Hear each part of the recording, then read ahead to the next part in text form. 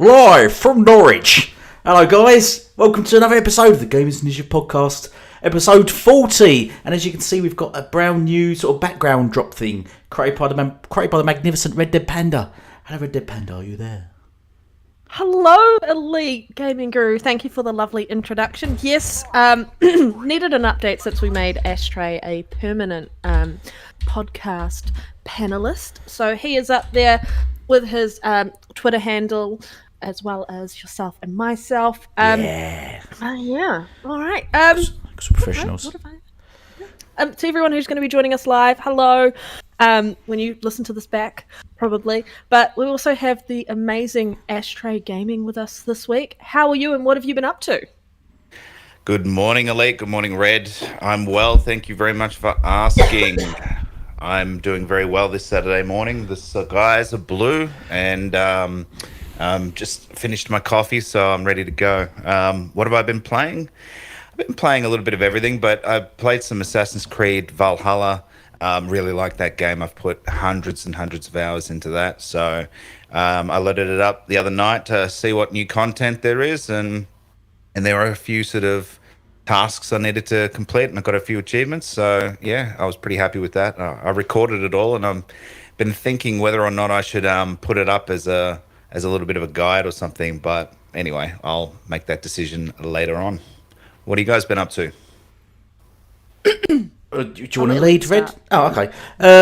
Well, I was just gonna say, it's evening for me, everybody. So hello, everybody. And I'm just opening a can of ginger ale. I've got ginger ale and some Scotch whiskey. It's just been distilled and blended. So I'm gonna be enjoying that while we do the podcast. What have I been playing? So I've actually been quite busy. So I've only released a couple of videos. One of which I've been playing Conan. If you caught over that, you probably didn't, because none of you are probably interested in Conan.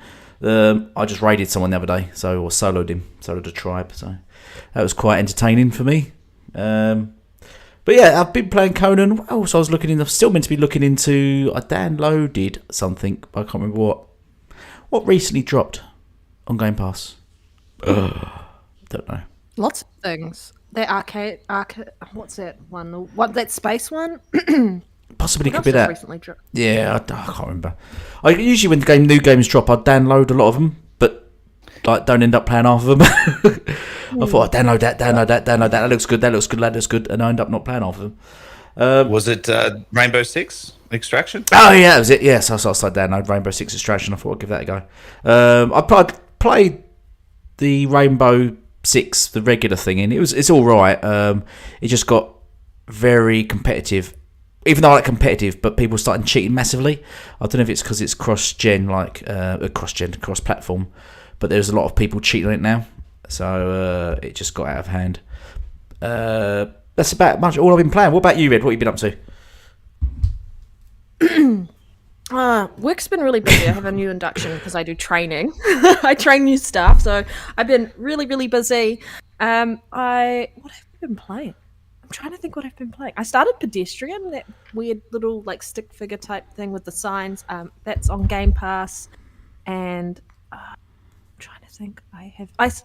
So I started another playthrough of The Witcher 3, and I'm really sad because it was a good deal on the Game of the Year edition during last year's sales, and I have the OG game, and I had a game on there, and saves don't go across, so I have to start a game from the scratch. I mean, it's a great game, but it's just would have been nice to have it not have to start from scratch again and so on and so forth. But yeah, I've started playing The Witcher, and I joined in for a second for the community gaming night last night and jumped into a big team battle with the Seeds, and we won. So that was really good. Shout out to all those amazing people. Jedi Knight, who invited me, and Boba Fett, and all the other guys in the chat. There was just so many people in there, but it was great. Loved it. And we've got another community gaming night tonight. We were playing Forza Horizon 5, so I'm looking forward to that.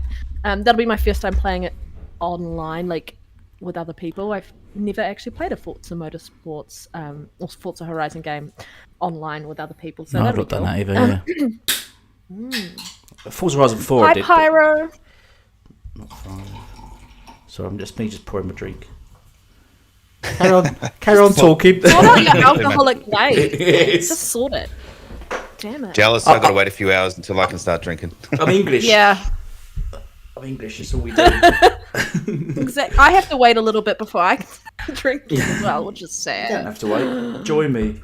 Join me. It's 10 a.m. I think I can wait a little bit You longer. can wait 1 hour then. 1 hour, Yeah, it's legal at 11, isn't it? Kind of thing. That's it, mate. It's This just, bottle shop's open. It's legal. yeah. I disappear off the podcast for like 5-10 minutes. You know what I'm doing. Or you hear it going. That shoots your bottle. Yeah, Yes, just it's get the nothing. bottle drop. It's nothing else. It's the bottle. Right. Yeah. I should just shout out to the people that have joined us in the chat. Of course. So quick shout out to Other Zinc, who's he's gonna have to wait for you to say rubbish. We're gonna sort of drag that out now just to keep him keep on board. Ease 'em. Yeah. Hello, Sega Man 101. Thank you for joining us as always. Thanks for your support. We're have to get you on the show. Just heard a bang downstairs. That's one of my dogs probably kicking something over. Pyro, thanks for joining us, and thanks for the big shout out. Who else we got now? We've got Boba Fett Gaming. Welcome on, man. We're going to have to get on Halo again soon, I think. Maybe do it after the podcast if it's not too late for you guys. Maybe. Hello. Is that pronounced right? Just misfits. No idea how to say that. Yes. Hello, mate. Thanks for joining us. Should we get on to our topics? Because we've got quite a few topics, haven't Sounds we? good. Oh, and Good. Trial fans just joined us, looking around. Try hard. Welcome. Oh, Welcome hi. to everyone in the chat. Lovely to see you guys back here again. Welcome. We get some really good topics. Yeah, they just pointed out that you're stuck with PS Blue, Ash. He said it was his favourite colour. I'm happy with that. And it's his favourite Yep. console. No. Definitely. I hope you Yeah, guys like the blue. new background. Yeah. If you like the new background, hit that like button, guys. And if you don't, just blame Red. Oh, Yeah. man. It's her fault. Spam me. Spam me on Twitter. We hate it. We hate it. We hate it. I don't think Red said rubbish, so it doesn't count. Does she? Or did she? It's not rubbish. Oh, there you go. Oh, yeah, You just said it. Did it Oh, once. you ruined now. Could be We've more- lost. Other things going to leave now. That's where he comes from. He did put in the chat. He said he will stay till the end in case there's multiple version. Like I Yeah. say rubbish more than once in the podcast. So yeah. Just in case I'll say it in Australian like rubbish. Oh my God. Yeah? Yeah? No. Oh. Rubbish. Rubbish. Rubbish. Right. Okay, let's get on to our topics before everyone goes. Right, so Horizon Zero Dawn 2, 30 FPS mode. It does have two modes, actually. It's got a 30 FPS mode and a 60 FPS mode. But I think the real issue is now, once as always, is that a lot of the PS fanboys are still pushing for 30 FPS over 60 FPS, even when given the option. What do you think about this, Red Dead Panda? I mean, I think PC gamers have had so much experience with settings and different, like based on your hardware, what you can do, and I guess it's around preference. Like for me, like I said, since going into next gen systems, going to 30 FPS is a real struggle now. Like it just completely takes me out of the immersion in a game. But I mean, there are some games that seem to do 30 FPS really, really well. So I don't know how this one's going to turn out. Like I think Forza Horizon 5's like 30 FPS mode was actually pretty decent and wasn't jarring. However, I still preferred the 60 FPS, so that's the way I play it. But you have people who just are outright just happy for that story-driven cinematic 30 FPS mode. And to those people who enjoy that, kudos to you. But there is that 60 FPS mode, and I think to get your enjoyment out of a game like that and really, I guess, see what the developers had in mind around game mechanics and gameplay, you're not taking full advantage of it until you're in that 60 FPS sort of field. So the preferred mode, like a lot of PlayStation fans have grown up with those 30 FPS story-driven games, and they're happy to do it. Like, who was that? Was it Supernova? But he's like, Supernova. if there's a 30 FPS game versus a Given the 60 option. FPS game, Yeah. give me the option. I'm gonna pick 30 FPS every Yeah. time because of He- the cinematic feeling. Yeah, I was going to say, he actually even said if he was given an option between 120 FPS or 30 FPS, he would choose 30 FPS. which is just weird on any game as well. So I think once you get spoiled and you consistently use higher frame rates modes in games, it's really hard to go back. Like I was watching some comparison videos around Dying Light 2, and it was just interesting. Like yes, the resolution mode is gorgeous, and this game you can clearly tell is a cross-gen game in the sense of it's not solely built for next-gen hardware or anything like that. So that you can definitely see the limitations and so on and so forth with that particular title. And it looks beautiful in the high-resolution mode on the Series X and the PS5. However, and I know this is the hard bit, is the drop down to what? Is it 1080p 60? Is that the one? Yep. yeah, I think it is, 1080p 60. That's a hard ask for some people, especially if you're using a 4K television. You definitely notice the difference in image quality. So I guess it depends on your setup. I will have to eventually get Dying Light 2. One day, guys, one day.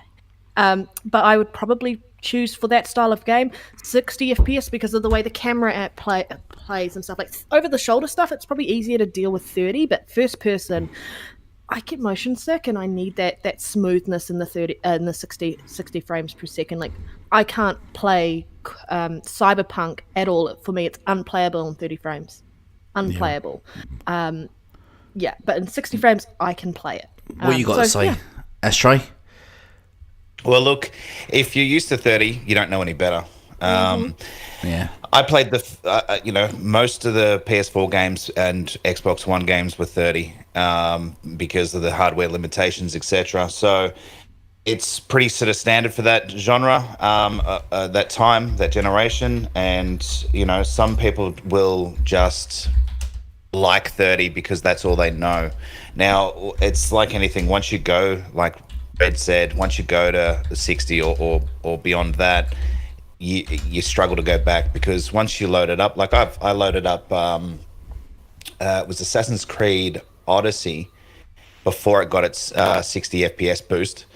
And after playing Valhalla and went back to Odyssey and it was just blurry, right? And it felt like it was a bit slow to move as well. I didn't feel like I was getting that actual speed boost when I'm moving around the camera, etc. So it is noticeable. But again, if you're not used to it, then you don't know any better. This cinematic thing, and I use air quotes with that, it's just a BS line that was shoved down a lot of people's throats that now believe it. But that's just rubbish. It's how they absolute justified. It's how they justified those quality PlayStation exclusives. That was their slogan: cinematic experience. Yeah, exactly. I think that's a horrible term. I think because that implies it is just as people say a movie when you just say 24 frames per second. Yeah, You wouldn't be playing a game at 24 frames per second. That's a real cinematic experience. Yeah, exactly. So I think overall, as I said, go on, Ash. I was just going to say, but in saying that, right, if you don't have a choice, you just stick with what you've got. So, for example, I've pre-ordered Horizon Forbidden West. I'm playing it on the PS4 Slim. It's only going to be in 30 FPS. As long as the visuals help, so if it's a little bit clearer, that can help. So the resolution's got to be a little bit crisper. But I won't have a choice, so I'll just deal with it, right? But I know that one day when I advance up to a PS5 or whatever, I end up doing, I'll be able to get that free upgrade to the 60 FPS mode, and I'll definitely replay it in that. So, I've only got to stick with 30 because that's my option at this point in time. So that's, and look, most of the people that you see, I mean, I only saw a handful on Twitter. They're in the minority. They're just saying that because that's what they've believed all this time. It's sort of been often. Yeah, I think as soon as Sony's it's not the full base. It's not most of. I mean, anyone that does have a PS5 will definitely tell you that they're happy to play 60 games, and they probably most likely, like us, won't want to go back to 30.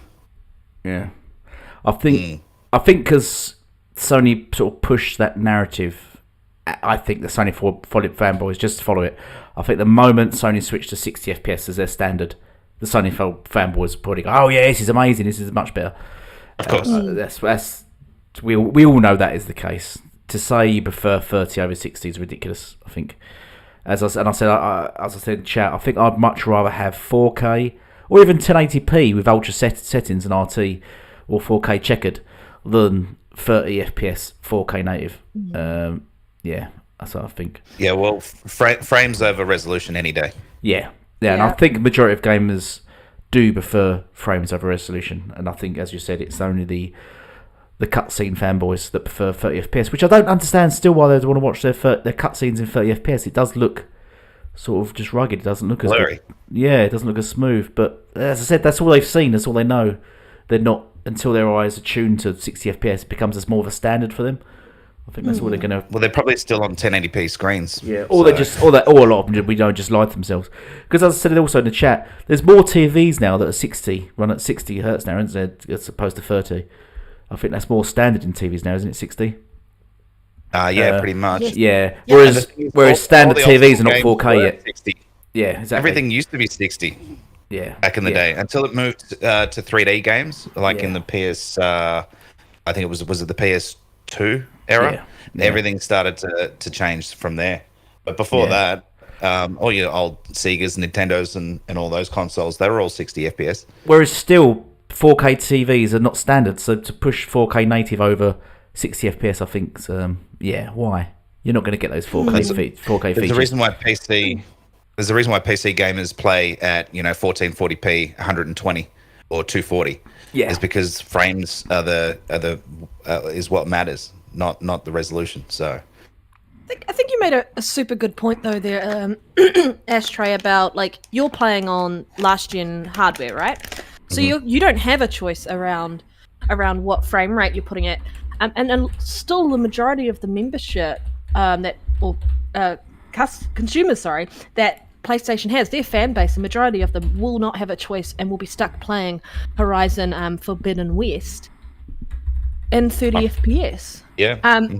But for the lucky ones who have managed to procure a PS5, they actually have a choice, and I implore the people who have a PS5 to test it. To play the game, to play the game for at least an hour and a half, maybe at 60 frames per second, and then go back to resolution, because you need a lot of time to kind of really let your mind adjust, and like usually it's a noticeable difference, but to actually kind of notice the benefits and then go back to 30 frames per second. I think it's better to at least try it, because I remember when was it Forza Horizon 3 or 4 when they released a 60 FPS mode on last gen for the One X, and I was like adamant. I was like, I'm all about resolution, and then no, apparently not, because I love, like, that's what it was when you had no choice and you were stuck with 30 frames per second but great graphics on the mid-generation fresh hardware.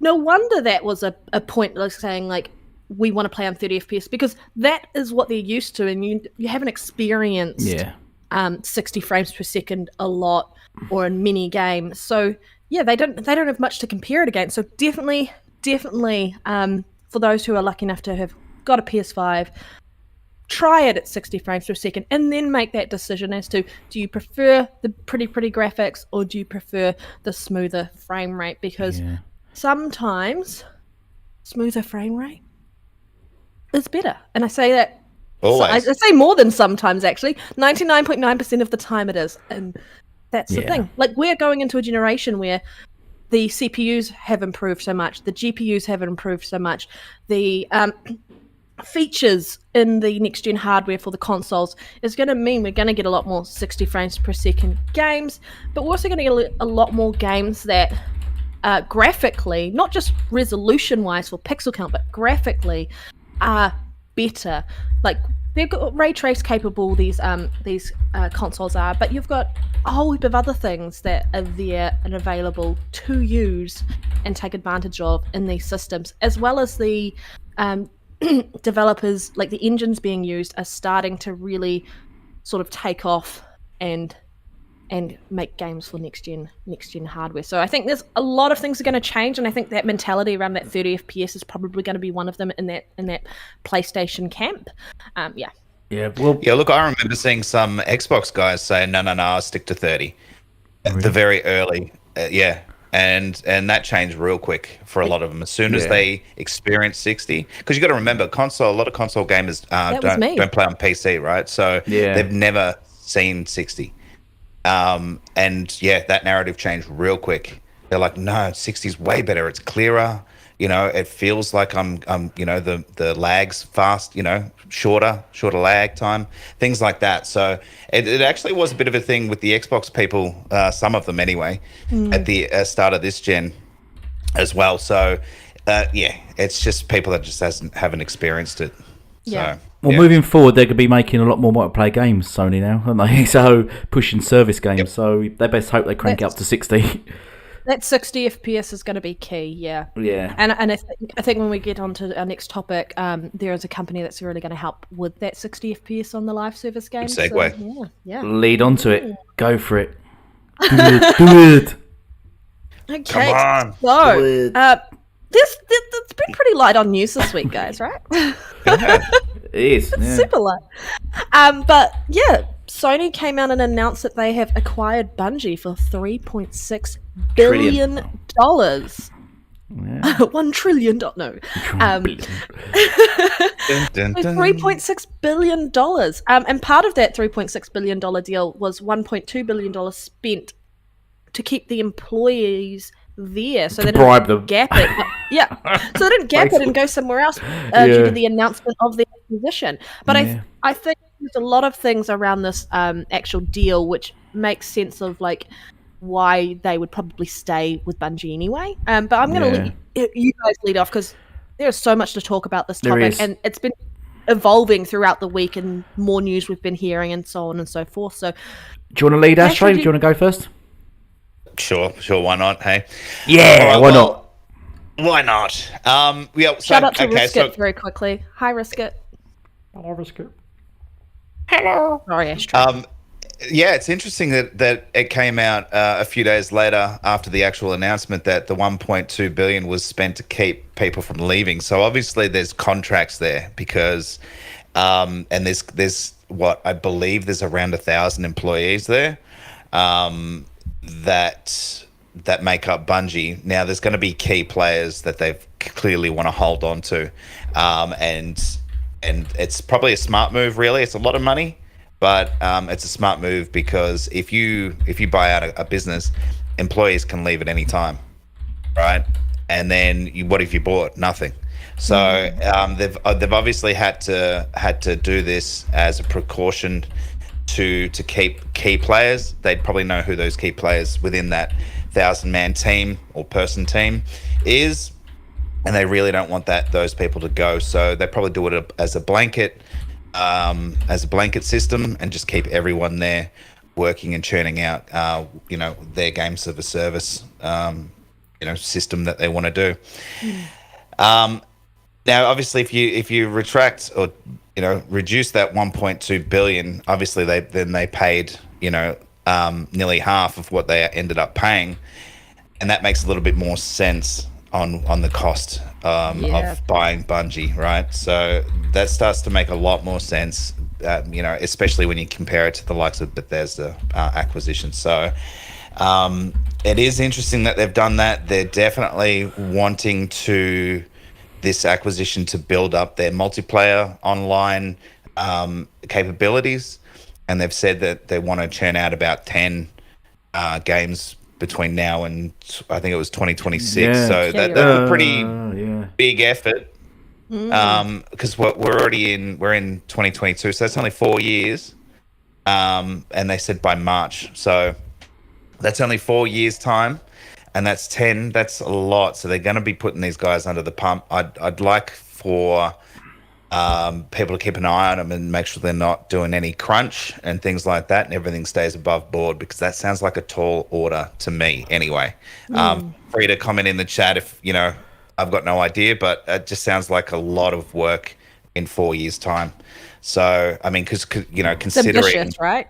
Well, considering, the typical game takes around 4 years, sometimes 6. Well, we already know for one 5 of the game. games. We already know 5 of them, don't we? But are they finished? No, You're They have talking to about build them from the factions, ground and up. you're talking about. we've got factions. Guerrilla Games have announced they're making an MP game. We've got Bungie actually said they're making a new MP game. That meta game? Yeah, they're making a new game, aren't they? You've got Insomniac said they're making a multiplayer game, and you've got Uncharted. Now they've said they're going to bring out a new Uncharted, which then will come with their multiplayer game. So I think just off the bat there's M5. Right. Okay. I think I might have missed someone else. I think there might even possibly be a 6 that I think on the sidelines been mentioned. Well, I wonder if things like Gran Turismo would be part of that, count as that, because that's multiplayer. I wonder if that would count. Probably, yeah. Actually, that's a good point. Yeah, because Yeah, it's going to be probably does. technically a live service game. Yeah. Yeah. So, yeah, I mean, look, it's going to be a good fit for PlayStation, having that online expertise that Bungie has, that multiplayer expertise as well. So that's something that they desperately need. Xbox already has that in spades, so it doesn't make sense, or wouldn't make sense, for Xbox to have bought them anyway. So apparently Bungie approached Xbox first, or a little bit less, but like I said, Xbox already has all that organized and set, so they're looking at a different. Their focus is on Game Pass and moving that forward, and they've already got the infrastructure for it. So, but this also plays into that agreement that Xbox and PlayStation went into a couple of years ago. I think it's about 2 years ago now, where they'd signed up to use or utilize the Azure servers, which, obviously things are pre-planned in advance, and that was probably one of their first sort of steps, was to get the usage of the servers, because obviously we know how good they are, how stable they are, how secure they are, and then obviously work out the next part of the plan, which is obviously to get some expertise in multiplayer. So it looks like they're actually putting up a fight, which is good to see.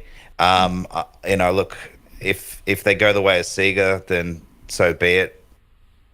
Or if they just stay building consoles and adding their software onto PC, so be it. Either way, they're still putting up a fight, and it'll be interesting to see how it all pans out for them. It will be. It will be really interesting to see. First off, just congratulations to Sony for actually acquiring Bungie. Yeah, it was a good buy. It was a good buy for what they need it for, and I know that everyone's been talking about the price, about 3.6 billion. Yeah, I think that's a kind different of caught matter. me. I thought it when I saw that price for like just the studio, but then like breaking it down, you get a really good understanding of where the cost came from. It was really nice to see updates around that 1.2 billion to keep their employees there. But and Bungie's spent, how long has Destiny been out? Destiny 1, Destiny 2, I feel like forever. 2013? Was that when? 10 or 8 years, around there somewhere. Destiny So 1, I long. think, was 2014, and then Destiny 2 2014. was 2016. So they have learnt so much since releasing Destiny 1 and then even releasing Destiny 2, because I thought like when Destiny 2 came out it might have been a massive improvement over Destiny 1, but there were lots of stumbling and missteps in relation to Destiny 2, and they've really improved over that. So I feel like a lot of that learning, they're going to take that knowledge to PlayStation, especially around the live service games, like maybe even helping the developers make sure that the games hit 60 frames per second. Like they're quite a large studio when you think about them. They're like 900 staff work for Bungie, and this is another opportunity because with having that backing from Sony, sorry, they can hire more people, and they've even actually put out, is it this week, post about hiring more people. So it's going to benefit them. I think it benefits everyone a lot, but I think it also benefits Bungie dramatically because they don't have to just rely on the sales of microtransactions and so on and so forth since they left Activision. Smart move leaving Activision, or else you might have already been picked up by Xbox. Yeah, can you imagine that? Imagine that. But yeah, it's a great great thing that has happened and for PlayStation. So I think for those people who are worried about the announcements about the live service games, and we haven't asked for this, it doesn't matter. You might not have asked about this, but that's where the industry is leading, keeping people engaged, people keeping content coming out, having people come back day in and day out to play your games, because that's what gamers like to do. We'd like just churn through content. I remember I would like release a Destiny DLC and I'd finish it in like a day. And then I'd be like, what do I do now? Other than replay content, do strikes, do dailies, do weeklies. But it's like you just churn through the content. So these live service games are gonna keep bringing people back, and it's gonna really benefit Spartacus in that regard whenever they fully announce what that is and so on and so forth. And I think that this is part of that way of moving into that multiplayer or multi-platform release and getting their games to come out day and date, maybe on PC. Now, we don't know what multi-platform might mean. It could mean that it's just PC and PlayStation, but at the moment, Destiny's home is also at Xbox on there, so it'll stay there, but you never know what it's going to look like moving forward. But I don't think this acquisition would have happened if the wording around the contracts weren't as clear as they were, saying like they're can self-publish, they can release games multi-platform. They're basically just their own entity that happens to now be funded by Sony. So I think overall it's amazing, and we're going to talk about some of the rubbish takes that we saw on Twitter a little bit later on, but I'm just going to get Elite to jump in and give us 2 cents. Yeah, I'm just messaging people. While he's messaging, I'll just jump in real quick just to say, Panda, it really goes back to player engagement, right? So Xbox saw this a long time ago, and that's why they when they talk about how many, instead of saying how many copies of a game sold, it's how many players. Yep. Right? Yeah. Yep. The same thing is I think there was a tweet a couple of years ago from one of the PlayStation execs, it might have been Yoshida or someone, who said that it should be based on player engagement, not sales. Yeah. And the reason why he said that is because they understand that as well. Now, a lot of you can forget the people on Twitter because they don't know what they're talking about. They definitely don't. That's a fact. But the thing is that how do you keep player engagement? Single player story driven games are great. I absolutely love them. Absolutely love them, right? But you play it for your 10, 12, 20, 30 hours, whatever it may be, right? And then you put that game down, all right? If you have online multiplayer games like Xbox has, we have a ton of them, and you're always booting it up, you're always jumping in, and they'll see this. Sony will see this data through Destiny and other third-party online games like Call of Duty, right? They'll be seeing the player engagement going, man, these people keep coming back constantly playing these games, and then they'll probably look at their games going, well, no one's really playing ours anymore. They've played them and they've put them down. No one's coming back to them. We need more games that aren't third-party, that are first-party, we can get people to keep coming back to. And that's why they started doing seasons and things like that in games, because every season there's something new, and that keeps getting people to come back. Yep. You just And look at finally, Fortnite, you look at exactly Diablo, all of the games. So that's where and some people in the community have been saying this for a very long time, but that is exactly where Sony has dropped the ball, and over the years, and now they've been working towards picking that back up and getting that player engagement. And you'll see, this is why they got Jim Ryan in. Cutting you off, man. No, that's all right. But you'll see that it's only a matter of time until Sony stop announcing sales numbers, and they'll do the same way as Microsoft. And it's not because they're copying; it's because it's a more exact measurement. They'll be talking about player base and connection of the player. I agree with you there, and I think it's really important to understand, like, we're in a semiconductor shortage, so these companies can't produce enough consoles to meet demand, and so there are ways to kind of look at that. How do you do that, and how do you keep getting money in? Because if you've only got like 15 million consoles out and it's a single player game, and you can't, like, there's only 15 million people buying it, because you can only make that many consoles, you're not going to, that once they play it, there's no more revenue stream coming in. But put a live service game on out of 15 million consoles and 50 million people go to play that game, and if it's engaging enough, you're going to get a steady income stream. And they're talking about going in along the lines of, like you said, 10 live service games by 2026, both on the PS5 and PS4, because making sense. And I think PlayStation came out and announced that they had to lower the amount of units that they were able to sell this year, up from like 15 million down to like 11 million. So that explains where that PS4 is coming into play. So why they're still supporting the PS4 so much, and that huge fan base that is sitting there currently, because they can't shift them over to the PS5 as of yet. But like having a live service game is going to supplement the people who, once they've played that story-driven 30 FPS Sony exclusive, want something else to do in the meantime, and then they can keep coming back to it. So it's really important to realize that they've seen the writing on the wall. They understand how to make money out of their $70 games, but they know that to keep a constant revenue stream coming in, they're gonna have to look at a more multiplayer tactic, which is what Xbox has been doing a lot. Yeah, over these years. Right. Yeah. Elite, That's you it. finished messaging? Yeah, I was just going to say, hot plate coming through here. I'm just going to mince in between you both. Right. So, yes. So I think there's lots of points to come up from this. I think firstly, 3.6 billion, I think it was a lot of money because people make comparisons now with Insomniac for 250 million and then Bungie for 3.6 billion. And as I was saying, I feel sorry for Insomniac at the moment. Yeah, Minecraft 2. Yeah, and I feel sorry for Insomniac, just sort of branching off a bit, because I think they're being milked massively at the moment, and they're just having loads of pressure put on them just to produce games. And I'm worried their games are going to start getting sloppy and lazy because they're just being pushed too hard. I mean, because I was saying, in the last 6 years, they've dropped 5 games. In 2018, they had Spider-Man. In 2020, then they had Spider-Man.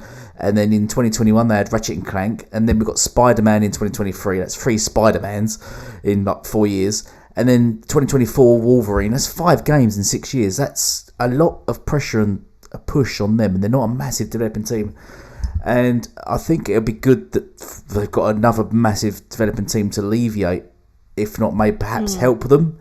Because as they said, they've announced they're making Spider-Man, Wolverine, and a multiplayer game.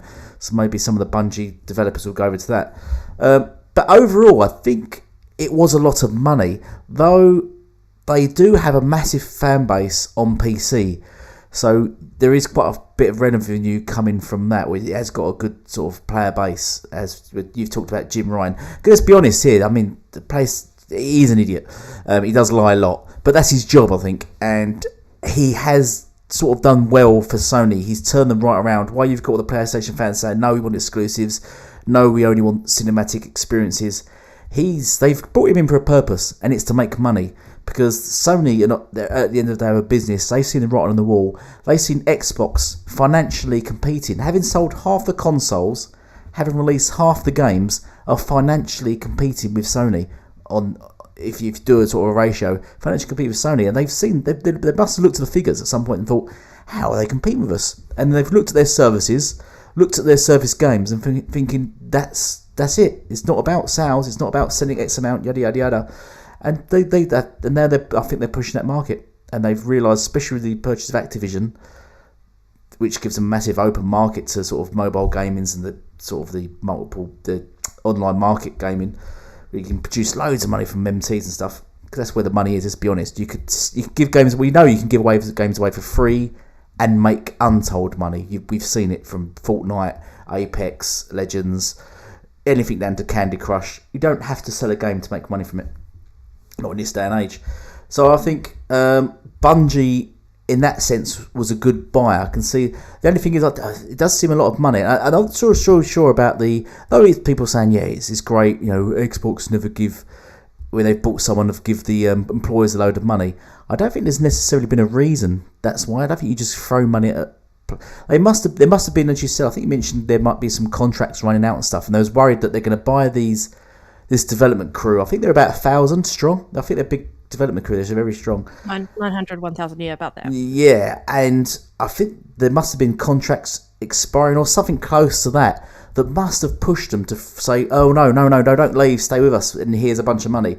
You don't just randomly go, "Yeah, we're going to buy you, and here have 1.2 billion pounds." There must have been something, or maybe a lot of them were disgruntled with Sony. Maybe a lot of them didn't want to work for Sony because they didn't want to be pushed into that third person over the shoulder shooter sort of narrative. Maybe they said, no, we don't want to work on those games, and Sony said, no, we're not going to go down that route. We want you to carry on making what you want. Look, here's some money, yada yada. We don't know how it's sort of unfolded. But what they've got Destiny, which personally I don't like the Destiny games. I think you was a big fan of Destiny, weren't you, Red? Destiny 1 over 1,300 hours in it. I didn't mind Destiny 1. Destiny 2 it come across as lazy to me. It's pretty much a lesser Destiny 1, I found. What do you think? Or are you going to punch me in the eyes? Wasn't a big fan of Destiny.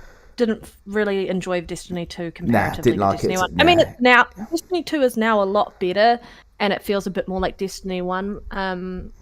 But it's so hard to get into that game if you haven't played it for years. There's just so much content; it's really overwhelming. And I think that's the other thing about those games. I think if you've missed out in the first couple of years, it's so hard just to get into it because everyone's so advanced, and the people that do play it are so just driven by the game. That's all they play. And the game is basically, let's be honest, the game is run by just gear. It's very gear based, isn't it? You need certain gear to do certain raids and do it. Yeah, otherwise you're left behind.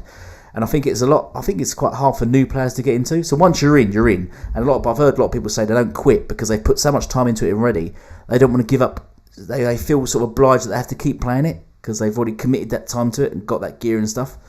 But I think new players are coming in and going, can I join your raid? What level are you? I'm level 10 and I've got beginner gear. And people are like, no.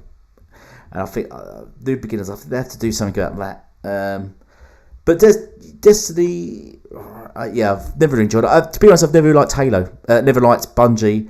And I've never liked... I never liked their Halos. I never liked their Halo games. So you know how you're allowed on this podcast, Elite? You're gone now. You're gone. You just totally traded to Xbox. That's why they call me Xbox fanboy, but I never liked Halo. I've never been a Gears fan either. I never like Gears. I still don't really like Gears. Yes, all her Xboxes, Gears, Halo, Forza. So Halo Infinite's my easy. I liked Halo 5, the campaign. That was my favourite campaign, and I'm enjoying Halo Infinite. But the multiplayer is my favourite multiplayer of all the Halos, easy. But I didn't like the games. I didn't like Halo 1, 2, 3. I played them all, completed them all.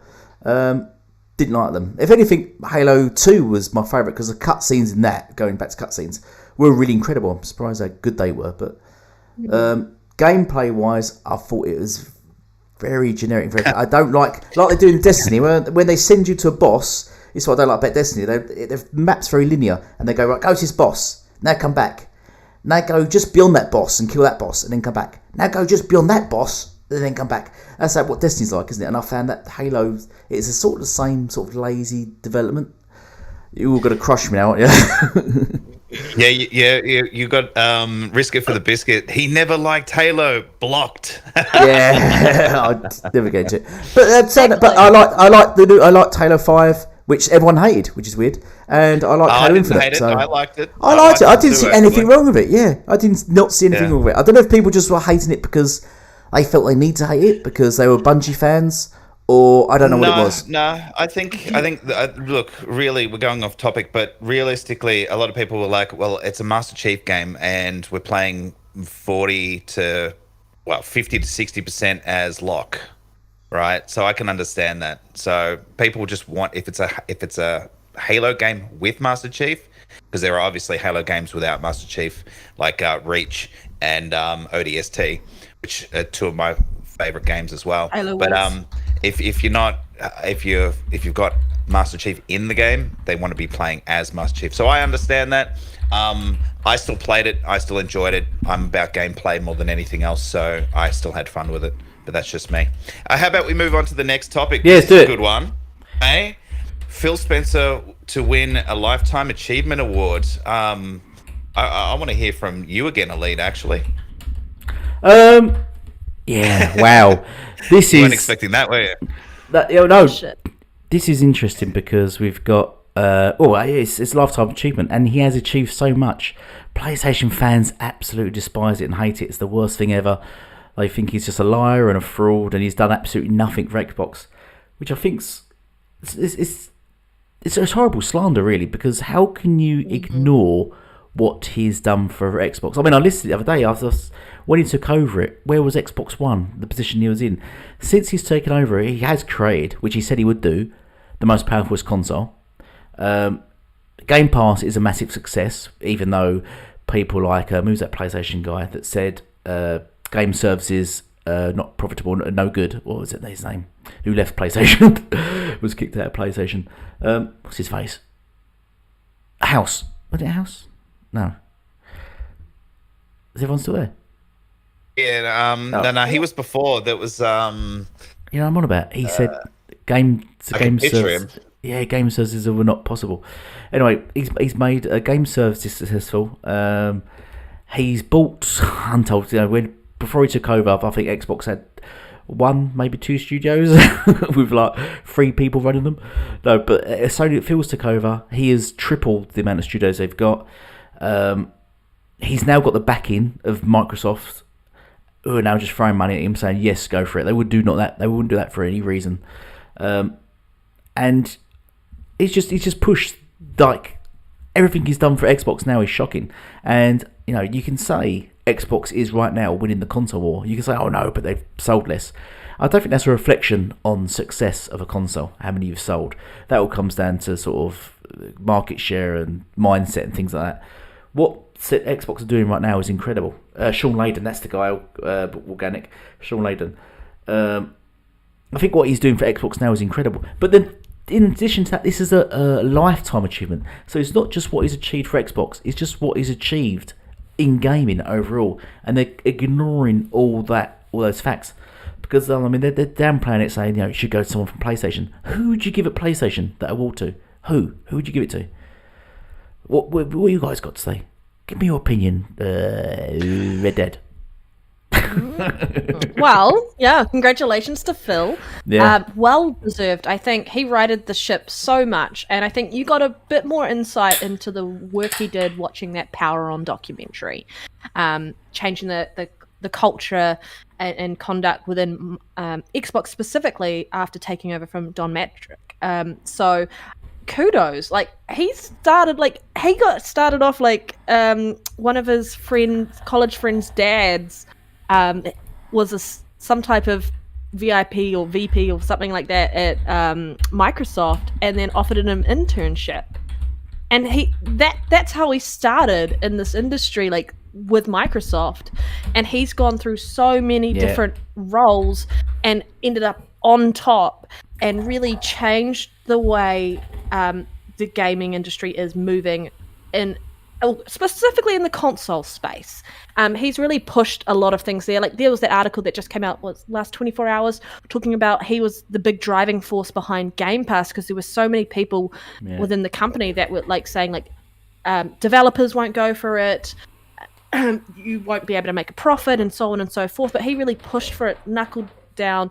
Satya Nadella had faith in him, and then as a result, Game Pass is very successful, and it virtually markets itself because the gamers who are using that service love it so much. They market it for Xbox, essentially.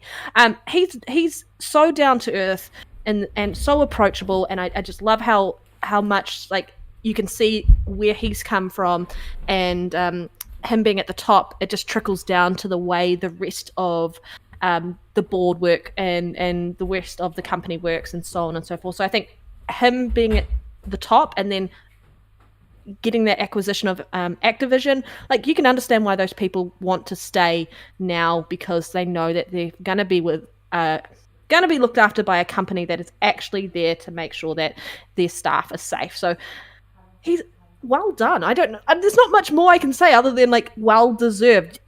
You have this massive fan base behind you who trust you, Phil Spencer, because you have righted the ship. Xbox was almost gone last gen, and you really brought it back to life. And because of that, people will forever be very much appreciative of the work you've done in that space, in the console space, especially for Xbox. Like, so appreciate that.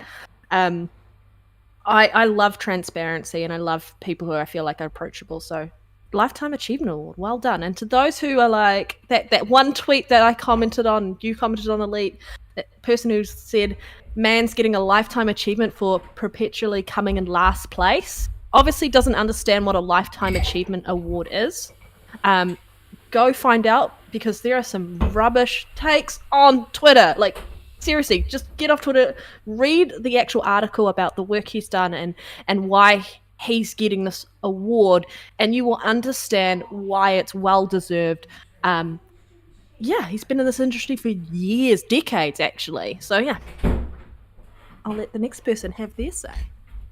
Very good. Well, look, you touched on Phil had been around for a while. So he started, like you said, as an internship, and he actually worked on Microsoft's Encarta encyclopedia. Yeah. And I believe he did some coding on that. I don't know how much coding or how much involved he was in, but he did some coding. So he's not only a gamer, which in interviews he said he used to play video games with his dad. His love of video games started when he was a kid.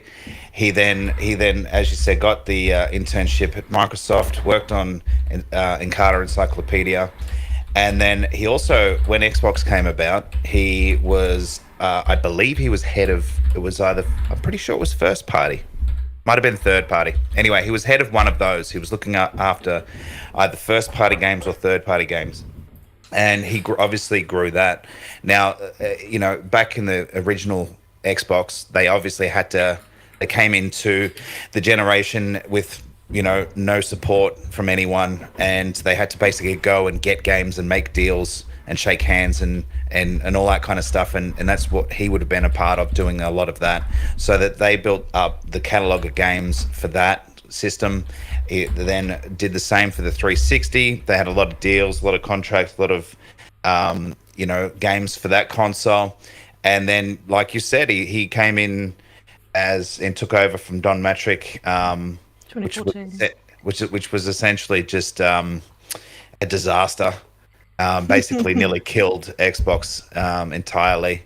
And for I think it was $1 billion company back then. I don't know if they were in the trillions yet, but they basically cut the money supply off, and he obviously had to sit down, come up with a long-term plan on what to do to get back on track, present that to the powers that be, and they've obviously gone, all right, well, let's do this.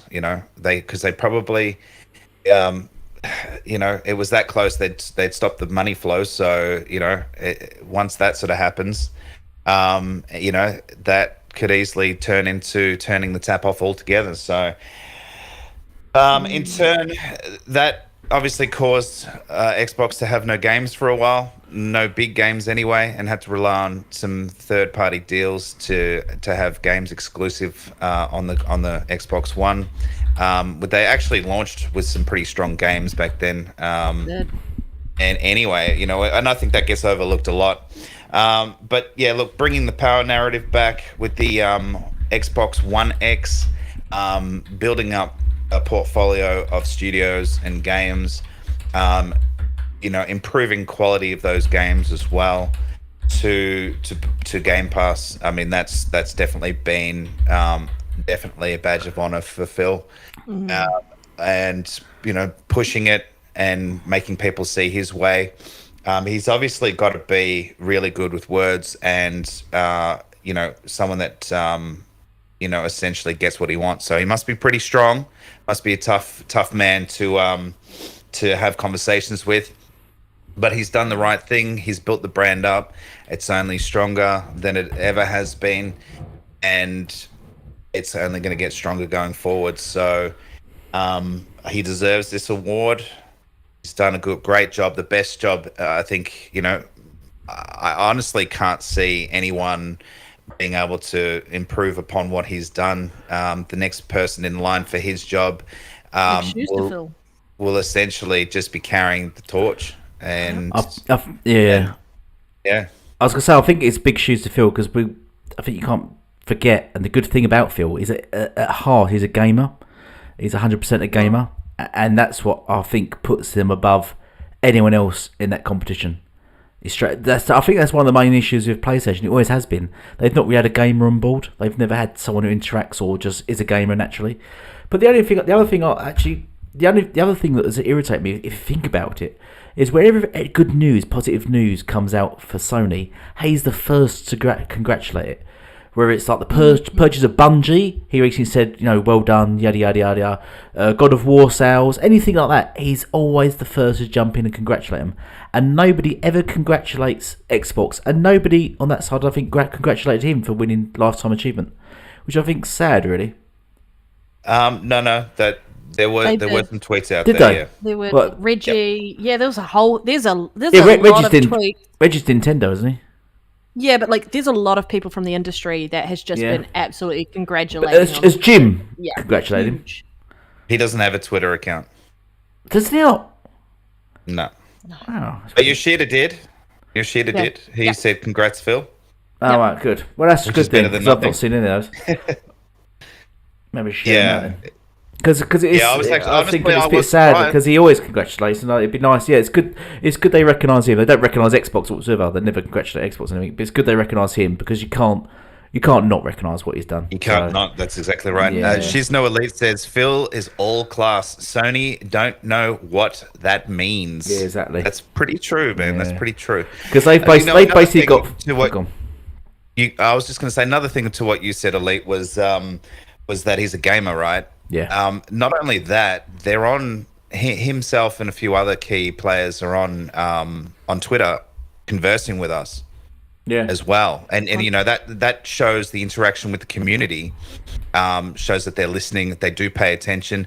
I actually had Sarah Bond retweet one of my tweets, which was all, so they do see what we're doing, they do pay attention, they do hear us as a community, and that's just another thing that they have up on the competition.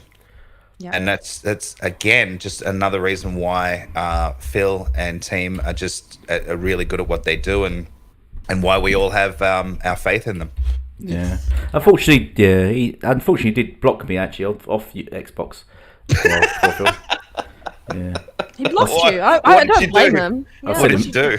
I sent him a dick pic, but it wasn't mine. It wasn't mine. It must have been a small picture. Yeah. What's this attachment? Nothing showed up. It blocked me. Sent me a picture of a full stop. No, did he actually block you? No, he didn't. I was joking. That wasn't a true story whatsoever. No. What's the next? Because Phil have probably officially blocked was Crap Gamer. Yeah, he did. After insulted him and called him. After calling him a fraud, then blocked him. What's the next topic? State of play. State of play. State of plays. Let's go with. I think Red, you should lead on this because you watched them, didn't you? Watched both of them. Yeah. Wally. I know, right? Okay. One was really not worth watching. They've never been good. Was really worth watching. Was it the good one? Was the Xbox game? Yes. Okay, so there was the announcement for Bungie, and then there was the state of play for Gran Turismo 7, and I definitely understand a lot of people. I was talking about this with someone else, and it was just I was falling asleep watching it. Okay, and it wasn't very long, but I definitely struggled to stay attentive and watch it. Like, yes, the cars look amazing, and you can definitely see the improvements with next gen hardware and so on and so forth. But I mean they've made improvements in here and there, but the show was just stale and stagnant. And I understand, like, even the person who was doing the voiceover in English, it was dull and boring. I was like, at this point, I would love to hear Sony be doing the voiceover. It would at least be more entertaining and keep me more engaged. Because Sony's announcement for, what was it? Is it Tokyo Game? No, what was the one he did when he was talking about the PS5 back in 2020? Oh my god, it feels so forever ago.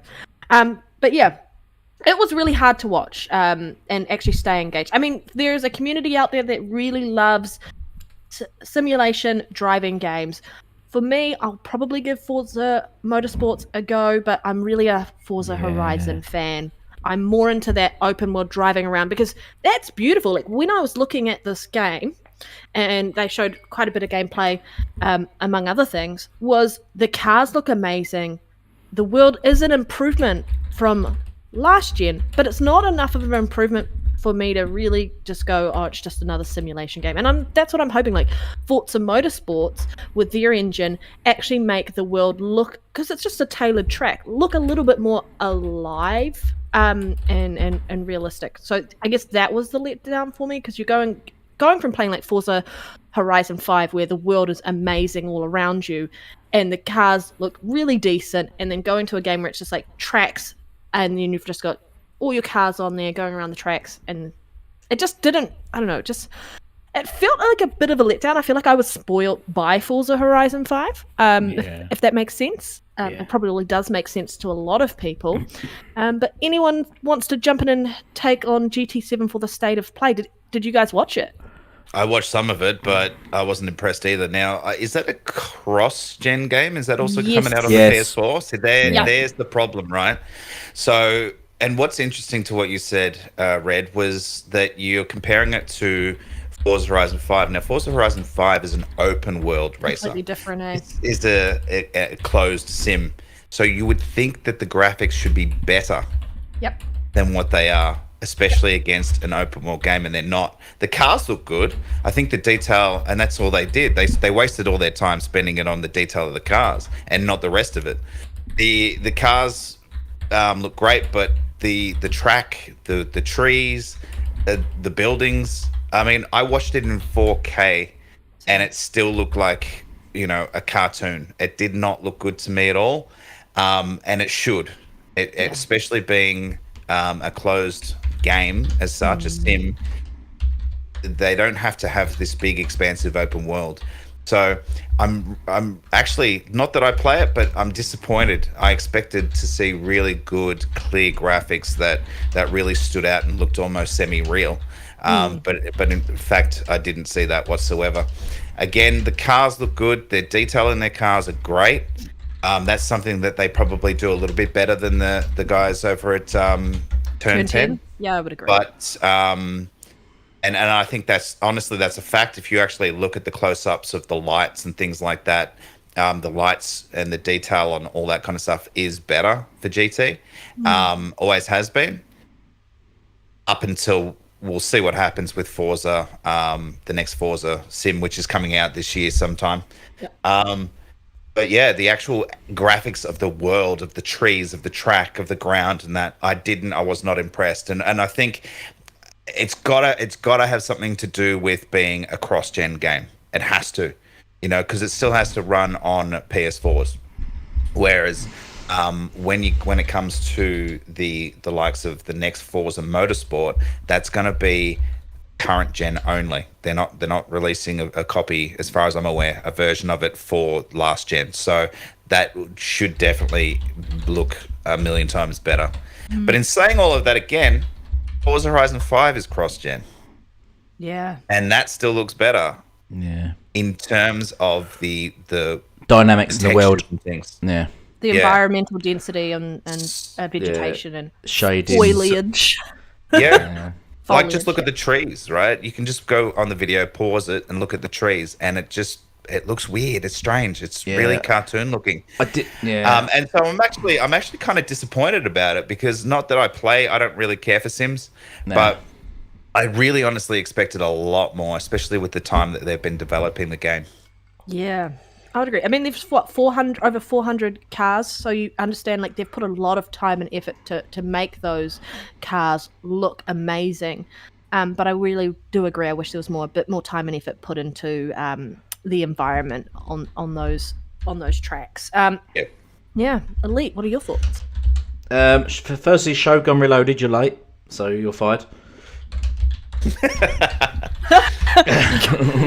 Welcome, Shogun. Yeah. Oh no audio.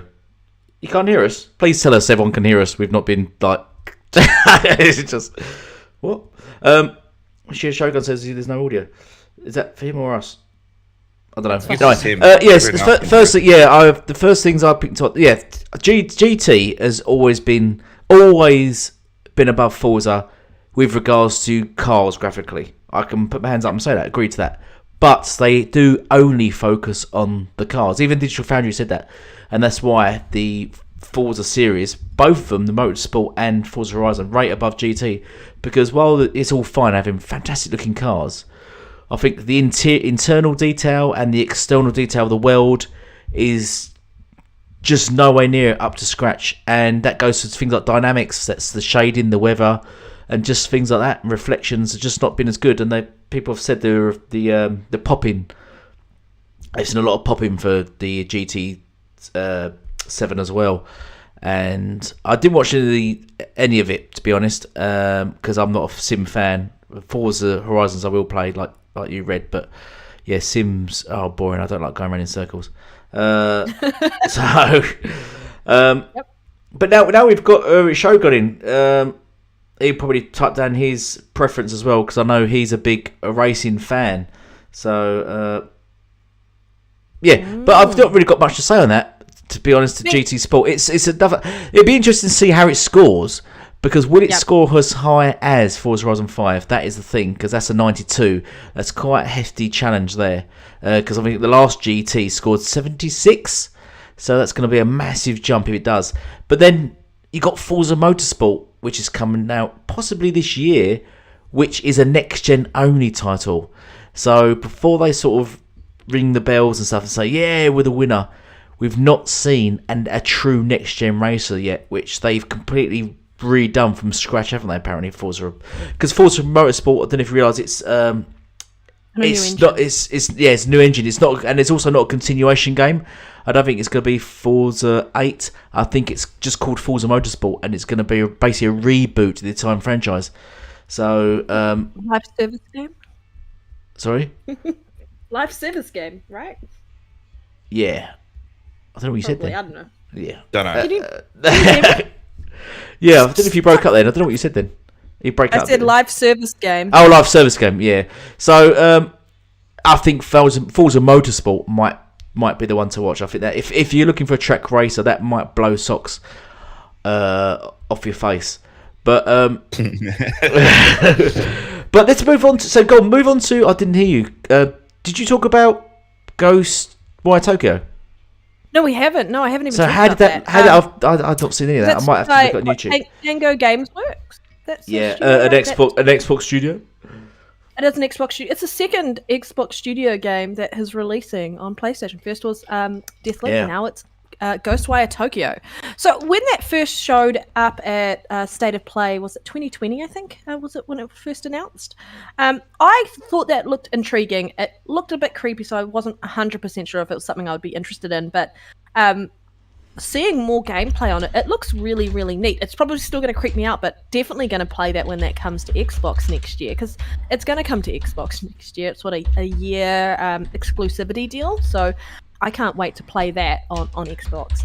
But like the gameplay looks really cool. Like people talking about, and even I agree in the likeness to this, is like Doctor Strange kind of like hand movements with the magic, and same with like thinking of that in the sense of, you know, that teaser we saw for Avowed where that person's doing that sign, which kind of made me think of The Witcher and such. But that also that type of gameplay. So it is first person. It looks really, really neat.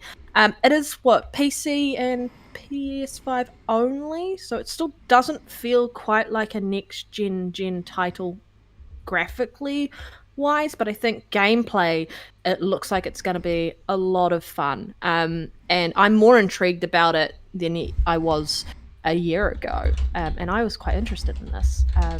But yeah, it's creepy. Like set in Japan, everyone disappears, and then you're playing a character who kind of wakes up, and they've got a spirit with them that allows, who's like able to kind of sort of like a ghost hunter, and you go off and you try and turn Japan back to the way it was before everyone sort of disappeared and all these sort of spirits came in and started corrupting. So it looks like an old school sort of anime, does it? Kind of thing. A little bit, yeah. honestly, I'm just like keen.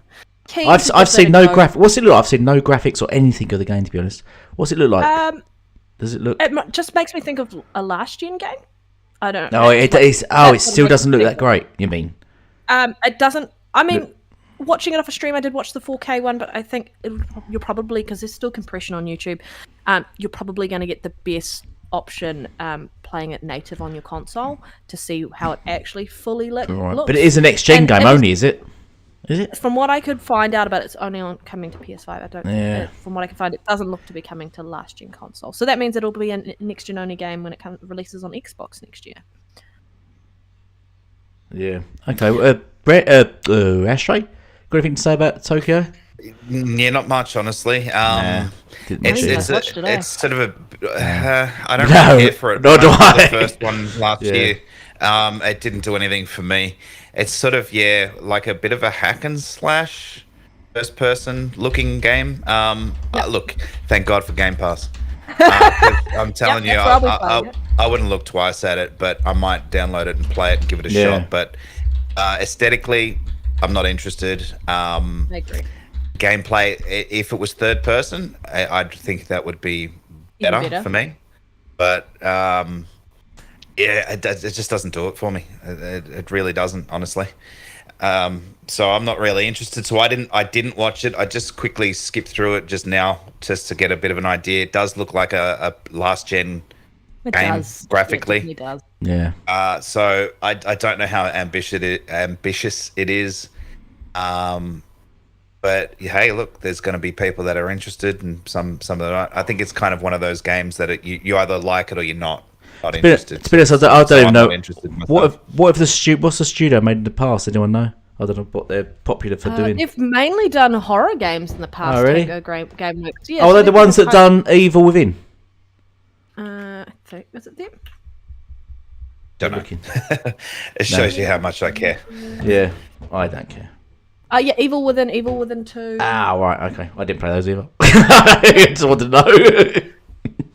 Right, neither. No. They're on Game Pass, though. Might actually try one then. I might actually try one. So, I will probably give this a go. But yeah, as Risky Biscuit said, we've got 14 viewers right now. Oh, yeah, 14 viewers. Only 9 of you have liked this podcast, you fuckers. Some of you just hit that like button and sub. Come on. You didn't read my... Hey, Elite, read my super chat. Oh, you've got a special super chat. You donate. How much did you donate? That's what I'm looking for. It's like Christmas. It's like Christmas when you get those cards and you get envelopes, and the first thing you do is you tip the envelope out, see if any money drops out, and then you read the card. Hey, just a question: how many of us just off the state of play topic, but how many of us have have sold our Xboxes because PlayStation bought Bungie? yeah, man. Organic growth, my ass. Thank you for putting that comment in the chat. You reminded me about that crap. Yeah, that was such a bad. This proves my point I've always said for ages. UK newspapers are so up Sony's arse. It's incredible. The Metro has always scored Xbox games low. What was the game they scored recently? That's 4 out of 10. Everyone else was scoring the game 7, 8 out of 10, and Metro come out with 4 out of 10. Just randomly, just to pull that score down. But the UK papers, the Telegraph, the Sun, the Metro, they always scored Xbox games down, and they hate Xbox. I did it with a passion. I don't know if it's because it's American. I think that's why, because there is sort of an animosity between the English UK and America. America kind of thing, especially with papers and stuff like that. So I don't know if it's that. So they just feel like they need to pull America back down. It could be that. Because we have a lot of good community with Japan, so I don't know if it's that kind of thing, possibly. But who honestly sold their Xbox because of Bungie, even though the games will still remain multiplayer, nothing has changed whatsoever? Who would have honestly sold I had to sell my console because Halo is now only playable on PlayStation 5. Yeah, so and that is the only game you play. Yeah, messy, Red, messy. Yeah, dirty. But dirty. There was an article. It was an article written by some Muppet at the Sun. I actually did a video on it yesterday. So if you want to check that out, head over to my channel. I call it Trash News. Check it out. It's a good video. I watched it. Oh, I'm going to watch They that. reckon Nintendo's struggling. You're kidding me, right? Well, this is the point. This is how far up Sony's arse they are. That they who think writes everyone's that shit?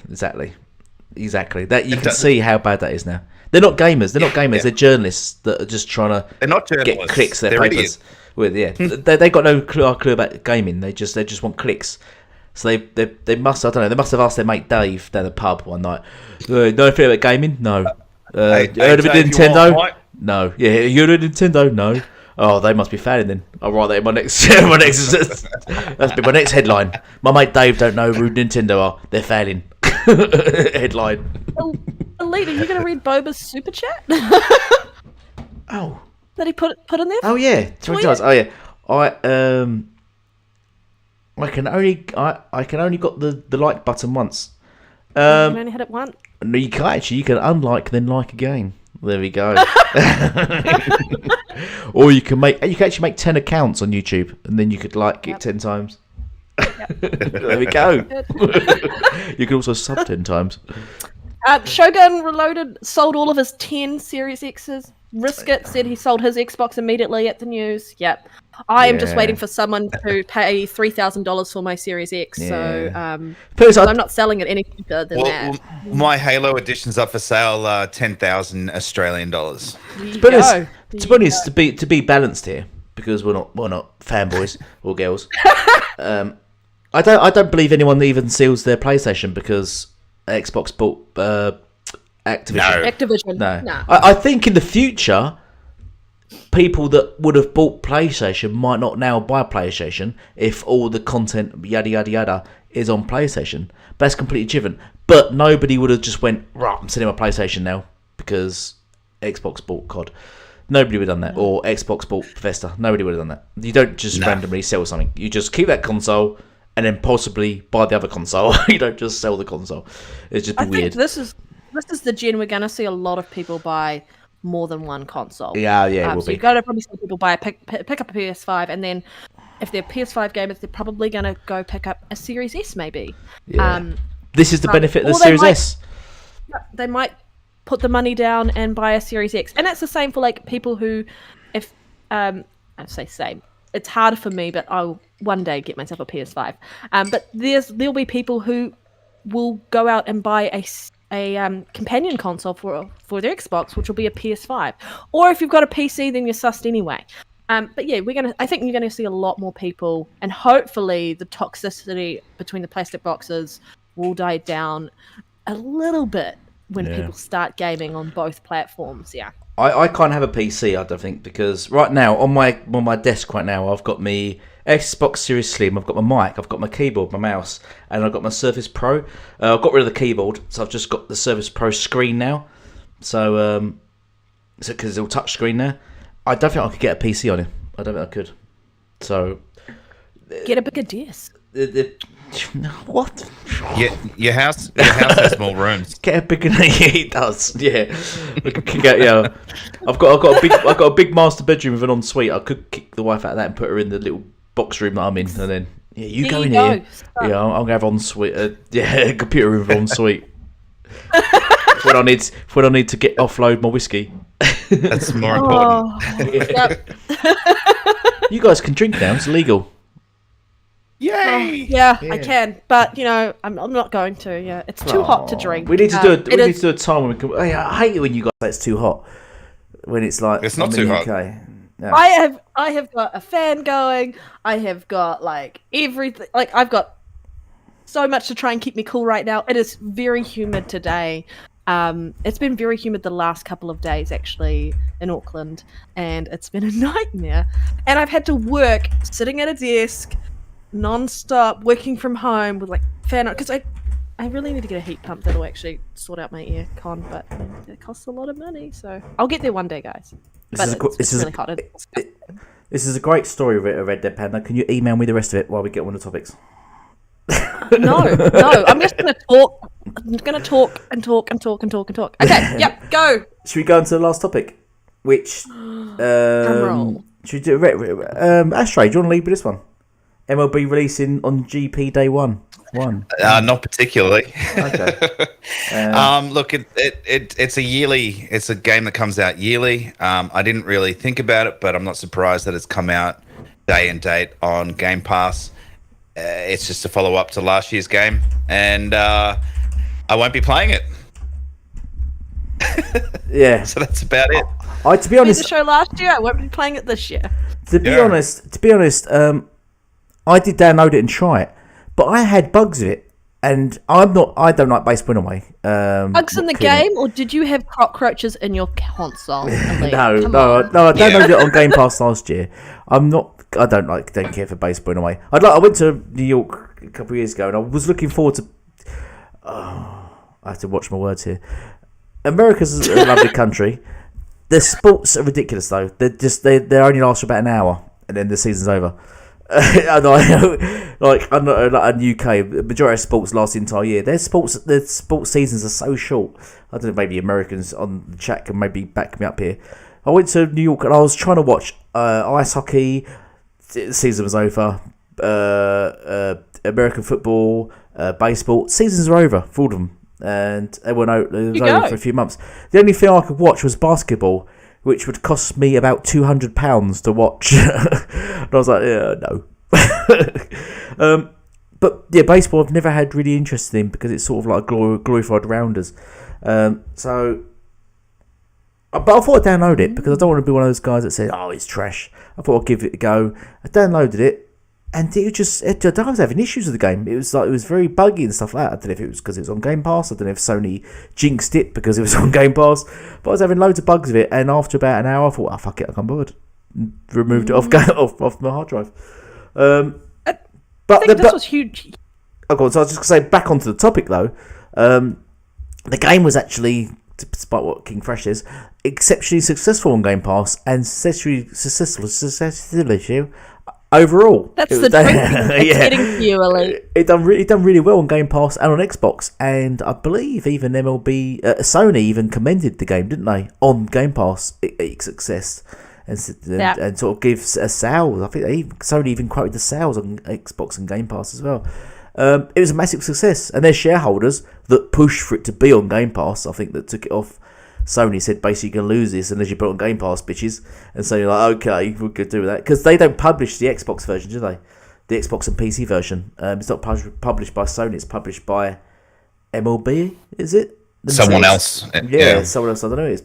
So it must have been assessed. That's what I read now. The sales were it had 4 million sales overall, 2 million of PlayStation, and the other 2 million were Xbox. So it's basically head to head. It was basically equal. Pretty good. Yeah, so you can't go wrong there. But so prior to that, if you look at all the sales, MLB was only reaching 2 million sales a year, which was awful, really. You know, imagine you're making a game and your maximum sales was 2 million. Actually, I did look it up, and previous MLBs have gone as low as 500k. And I suppose for such a big published game and the amount of advertising they do for it, I think 500 sales is just not cutting the mustard, really, is it? So no. It's and it's a massive success. So, and I don't think it's ever going to be off Game Pass now.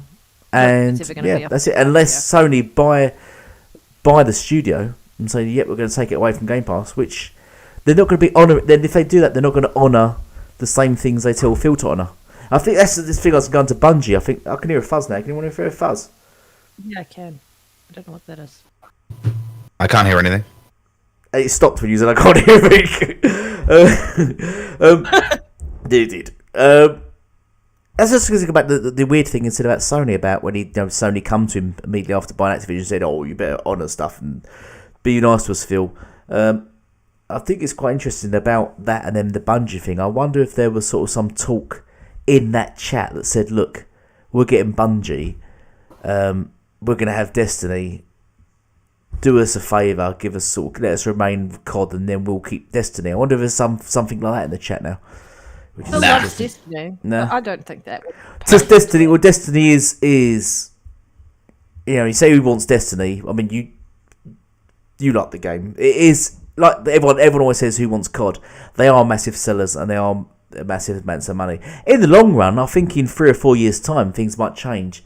For the time being, though, I think It must have been some chat in that thing. It must have been, well, why should we keep COD with you? And he must have said, look, we've already pushed through Bungie now.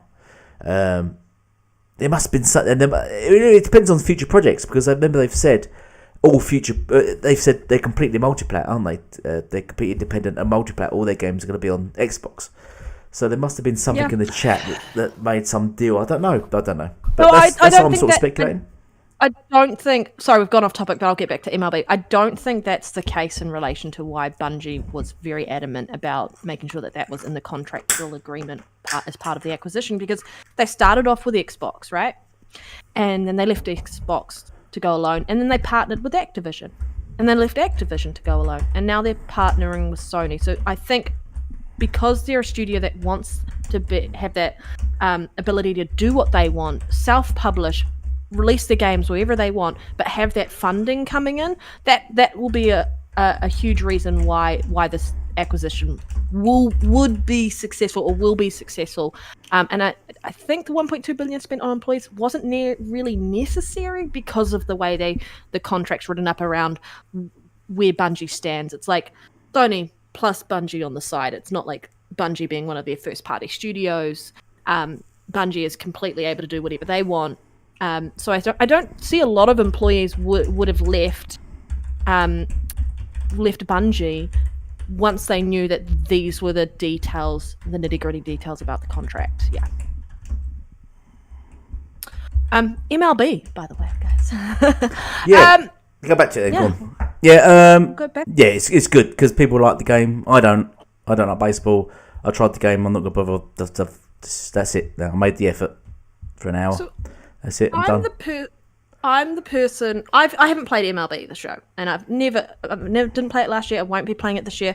I would rather play baseball. Or over here, it's called softball. Yeah, we call it rounders. Ball isn't that soft. I would rather play that in person. Like I go to I like have my own baseball bat and stuff like that for like if I want to go to batting cages and so on and so forth. Yeah. Because I would prefer an actual experience like that. Like I don't like to watch cricket, but I like to play cricket. I don't like to watch a lot of sports. I would rather get in and play the game. That's how I feel about a lot of sport games. Physically. Yeah. So that's gaming, like actual sports games or sports video games have never interested me whatsoever, because I'd rather go out in real life and do that myself. Whereas what I enjoy about gaming is the experiences I can't go and do in real life. Like there's no zombies around. I can't just go on a murdering spree. Well, you could. I could, but there's not really that much opportunity in New Zealand for guns. I thought there's not enough people to kill. Yeah, there's only like 5 million of us. So, yeah. We're a tiny country. Yes. Yeah. So we're tiny. But yeah, like I understand that there are people who love baseball and there is a market for it, and I was actually surprised to hear it would be releasing again day and date in Game Pass. I thought they might just have done that to kind of get people in, and then next year just release it as a normal release. But I think for this, for it to continue being successful, Game Pass is where it's going to be for Xbox, and I think that's really important. And enjoy it for those who loved the game back then, and enjoy it for those who will love the game this year. But yeah, there's not a market in which a baseball game like this is successful on one platform. It needs to be cross-platform. FIFA cross-platform. Like all of those NBA 2K, whatever they are, I don't know. I don't play them, so I don't know the names. No. Multi-platform. Like, yeah, there's like what's the only game that isn't? Is it? But that's on PC as well. Is it? What's the NFL one? That Microsoft. What, Madden? Madden. Yeah, that's a third-party one. That is it on PlayStation? I can't remember actually. Madden's third party. Oh, there you go, third party. Yes, there you go. Yeah, in order to be successful, because they're I wouldn't say like niche games, but they kind of are, because you need a market for it, and part of the gaming community's market is smaller. To make that bigger and increase your revenue, you have to make sure you're getting that out to as many gamers as possible. It's like simulation racing games. Not everyone wants to play those. I'd rather play arcade racing games, but there are people who want to play those games. And Game Pass is a great way to introduce people to new games that they wouldn't have looked at twice. There's so many games I would have never tried without Game Pass, and this would be one of them. I'm more inclined to try MLB because it's on Game Pass. I'm not going to. I'd rather play it in person, like I said. But I'm more inclined to do it because I know that I don't have to fork out this upfront money right away to enjoy a game when I already put a little bit of money towards my subscription and I get access to all these great games. So yeah, who hasn't said anything? Everyone's said something, haven't they? Yep, we have. Yeah, I accidentally closed down the show. I'm trying to get how to get back into it. I can't get back into the chat and stuff, which means I can't end the show. All right, free reign. All right, Free reign. let's go. All right. Okay. Well, What have I done? this is where we put our cameras up and I'm kidding. I've lost it here and get all loose. You say that. I went on a big Moist. spending spree Yeah, last week, no, this weekend, and Oh, I've got bought it. like a Got it whole heap of crap. I bought myself another Master Sword. I have too many What's a Master Sword? This is what you're going back Zelda. when you go on a killing spree. This is what you can do with a Zelda Master Sword. Yeah, basically. Yeah, I bought myself another Master Sword. I've got one from Skyward. I've got one from Ocarina. I even have one from the original NES game. Yep. Giant nerd. Nerd. Peter Griffin would I'm a say. massive Zelda fan. Shut up, Meg. Oh, I appreciate that. Yeah. Right, are we done here? We Yeah, are I think done. so. We are We done? Yeah, because I've got to quickly play some games on my Xbox before I sell it. So and buy a yes. PS5 that I can't Yeah. get because it's out of stock. Build up that achievement score. Yeah, It's we've got to lacking. do that. And yeah, exactly. But there Fraud. is a community gaming night tonight over at like Australia New Zealand time. So if you want to join us, just flick me a message on Twitter. We're playing Forza Horizon 5. Or if you already added me on Xbox, just flick me a message on Xbox and I'll give you some more details around that. But yeah, thanks everybody in the chat for joining, and I'll let you guys say what you guys want to say. Go on All then. right, well, Yeah, I'll go. Yeah, sure. yeah well, they're already on my channel, so I don't have to advertise myself. Yeah, exactly. Exactly. Yeah. So, most of you by now know where to find me. Ashtray Gaming on Twitter, Ashtray Gaming on PlayStation. Yes, I have a PSN account. And obviously, Ashtray Gaming here on YouTube. You can check my channel out. I've got 63 subscribers. Woohoo! Getting there to the 100 mark, so slowly but surely. Do it. I try and put out a video every week, sometimes a little more, sometimes a little less. Just dropped a video yesterday about some ridiculous article written by some Muppet at The Sun, saying that everyone's selling their Xboxes because of the Bungie acquisition news, which is a load of trash. That is British. So I had fun with that. Well, yeah, well, let's Shut your not go mouth. any further with Yeah. that. So yeah, I had a bit of fun with that video, just pulling that article apart. And yeah, I enjoyed that very much. So go check that out if you're interested. Subscribe if you want to, or down thumb it, or like it. It's up to you. I don't care. That's me. Yeah, right, brilliant. I think, are we going to go and play some games now, or? I can't, unfortunately. Son of a Mike, bitch. I'll just I wait. know. I've got a meeting at 10 o'clock, so I can't. I can't not do that. That's important. And then I've got other things I've got to do today, so I'm sorry I can't do it. Shit, blood. All right. Just for others, Zinc, because he counted how many times I said rubbish in this chat. So there you go. There's another one for you. How many was it? I missed that. You put 3. I'm pretty sure I said it more than 3 times, but you know, We what need, ifs? we need to I don't know. get. We need to get that soundboard. We need to do. We need to get that soundboard going.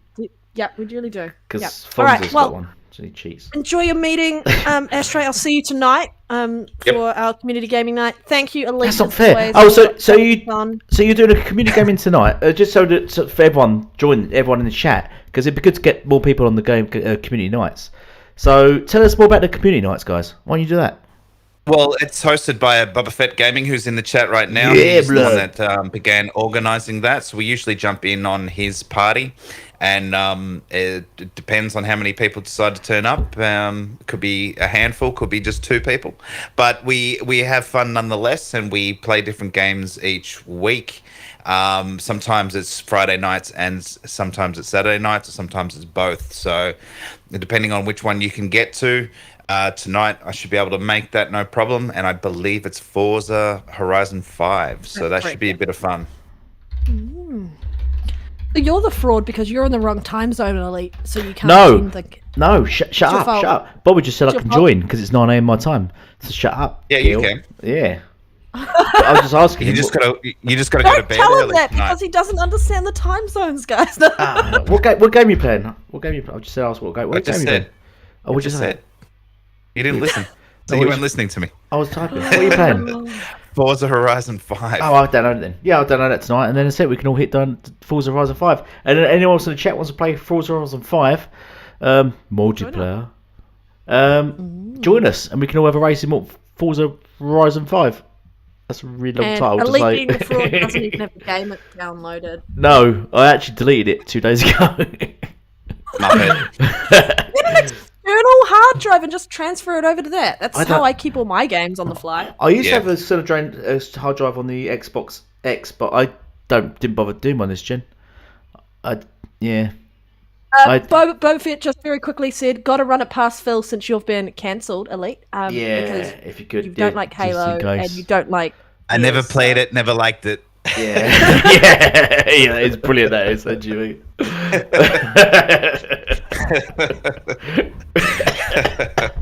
Oh man. Should we just close? Should we just close out laughing?